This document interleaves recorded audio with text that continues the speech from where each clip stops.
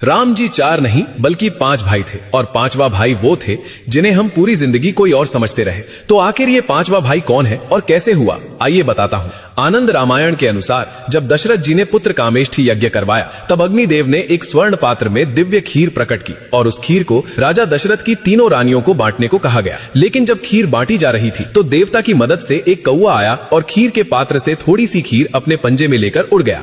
फिर वही खीर वायुदेव की कृपा से तपस्या में लीन माता अंजना तक पहुंचाया गया और उसी खीर से हुआ हनुमान जी का जन्म। यानी जिस खीर से राम का जन्म हुआ उसी खीर की वजह से हनुमान भी प्रकट हुए। इसलिए कई संतों ने कहा हनुमान जी राम जी के पांचवे भाई हैं। अब सुनिए प्रमाण। तुलसीदास ने स्वयं हनुमान चालीसा में बताया है, तुम मम प्रिय भरत ही संभाई, यानी कि हे हनुमान तुम मेरे लिए भरत के समान हो। और इससे भी बड़ा तथ्य श्री रामचरितमानस में 5 बार भरत जी हनुमान जी को भ्राता कहते हैं। ये भाव नहीं शास्त्रीय संकेत है। हाँ, मैं मानता हूँ कि श्री राम का जन्म राजकुलों में हुआ और हनुमान जी का जन्म वानर कुल में हुआ, लेकिन भक्ति भाव से देखा जाए तो दोनों ही भाई ही थे। इसलिए तो प्रकृति ने भी आगे जाकर इन दोनों को मिला दिया। इसलिए हनुमान सिर्फ भक्त नहीं थे, वो भाई भी थे, रक्षक भी थे और भक्त भी थे और श्री राम के संकल्प की जीवित शक्ति थे। अब आप कमेंट्स में बताइए कि श्री राम के लिए हनुमान जी क्या थे, केवल एक भक्त थे या फिर भाई थे या दोनों से भी ऊपर। जय श्री राम।